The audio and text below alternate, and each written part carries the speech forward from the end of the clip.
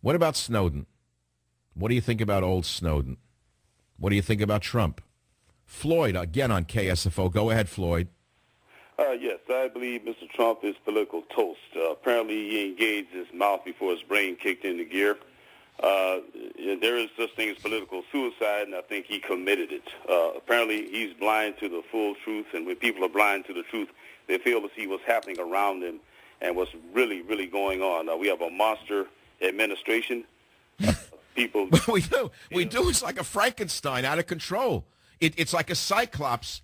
It seems to be stepping on every one of our constitutional rights, doing anything it wants, and nothing can stop this cyclops.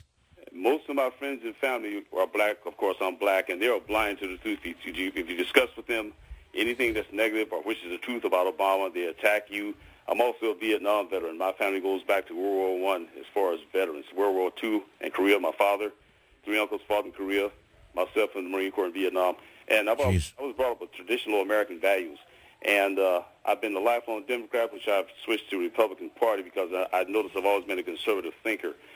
This gentleman is your worst nightmare. He's an anti-Christ. He's an American. No, I see it that way. And, I mean, people say to me, oh, well, you see it that way because you're a white man and, it's not. I love Clarence Thomas. I love Alan West. I like their values. I like what they stand for. I like their character. It has nothing to do with race. This man is a danger to all of us. Stay on the line, my friend. You're on the air with Michael Savage, and here's some breaking news. It's not even up on the major websites yet. In Massachusetts, the old line crony corrupt Democrat Markey just beat Gomez 54-46. Now, you liberals may celebrate and say, wow, that was great. It doesn't tell you anything about the midterms coming up for one reason. Gomez, who I admire tremendously because of his history as a Navy SEAL, although he was a conservative, he tried to triangulate the voters by saying he was for global warming nonsense. He was for illegal immigration. He was another rhino in the making, and so he didn't win because he wouldn't really take the strong positions necessary, is my analysis. Veteran, corrupt Democrat U.S. Rep. Edward J. Malarkey edged past Republican businessman Gabriel E. Gomez today 54-46. But don't draw too many conclusions, because Gomez could have won had he stuck to his real belief system. That's my opinion. Now let's go back to the caller. I don't know the line number, by the way. What line number was he on? I don't know what line we were on this. Floyd. Hey, Floyd, welcome back to the show. Yes, thank you, Mr. Savage. I was trying not to take too much of your time. No, you can take... Look, Floyd, let me explain something. It's not because you're black and you're a conservative that we're going to keep you on. Let me explain why. You said something that touched a nerve with me. You said that you can't mention anything against Obama or your family turns against you because they're all locked into him based on race. You're not alone in that. If a Jewish person dares take a conservative line, they lose half their relatives and won't talk to them again. No matter how wealthy or powerful Jews may become, they're locked into the immigrant experience of their forefathers, and they think that they must be lifetime liberal Democrats. And if a Hispanic American should, God forbid, become a Republican, they are basically excommunicated from the family for the same reasons you are. You know that as well. Yes. Oh, and the point they're missing is there's black and there's white, there's truth and there's lies. There's good and there's evil. As simple as that. That's the line I draw. That's the way I was brought up. If it's your father, your brother, your mother, sister, or brother, if they're wrong, they're wrong. If they're right, they're right. And people just... It's as simple as that. You're right. It's as simple as that. There's right and there's wrong. There's up and there's down. There's truth and there's lies. And I can look through Obama from the get-go and tell you the man is a con man. You feel the same way.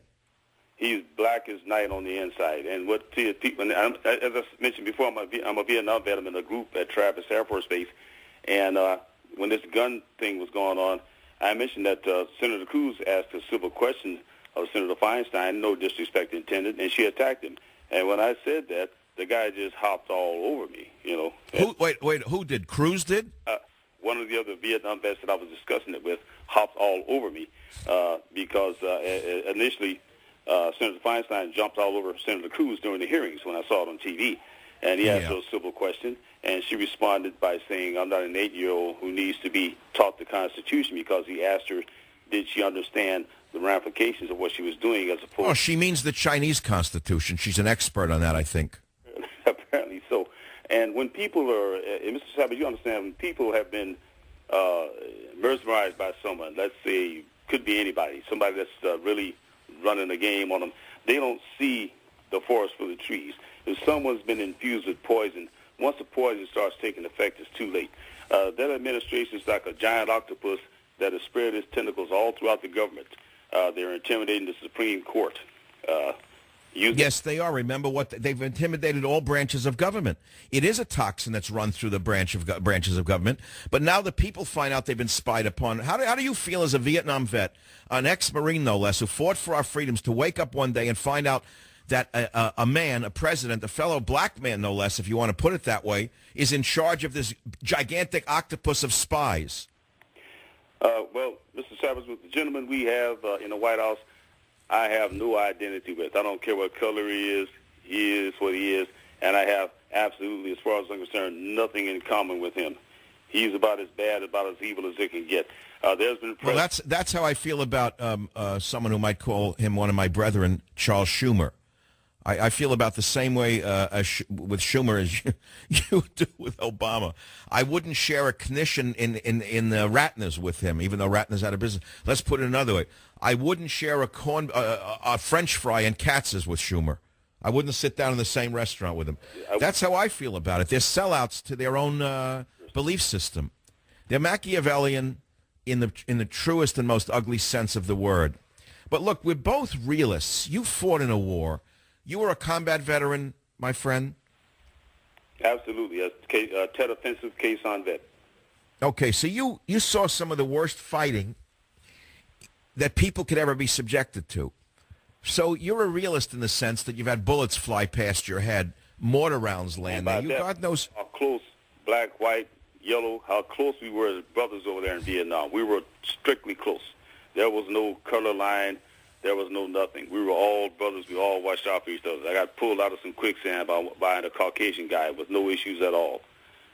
You see, and so that's why I say it's simple. There's black, there's white, there's truth, there's lie. I have nothing in common with that gentleman. As I was going to mention before, the first president I remember was Ike, President Eisenhower, when I was a kid.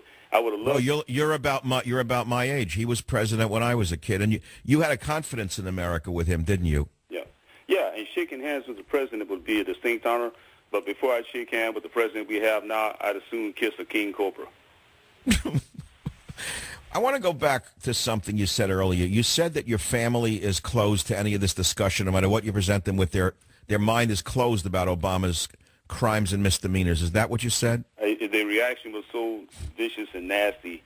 And between that and my fellow vet, I stopped discussing those subjects with him. Yes.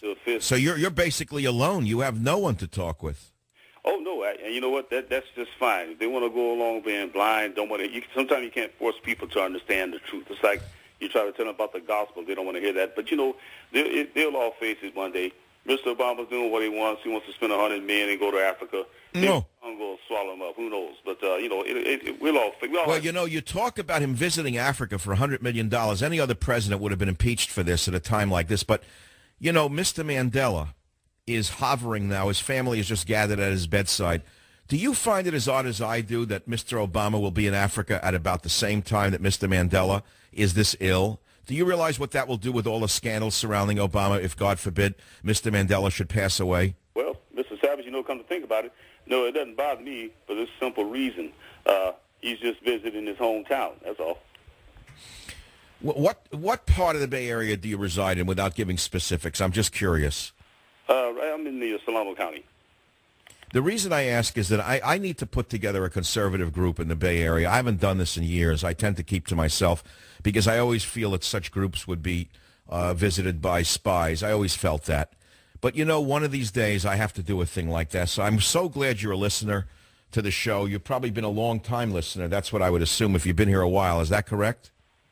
Absolutely. Not a real long time. Now, the first time, you know, you can't go by outward appearance because the first time I saw your post, it said the Savage Nation. I said, oh, this guy's probably running some kind of rock station or something. It's probably some of those hippies that I don't want to be bothered with until I listen.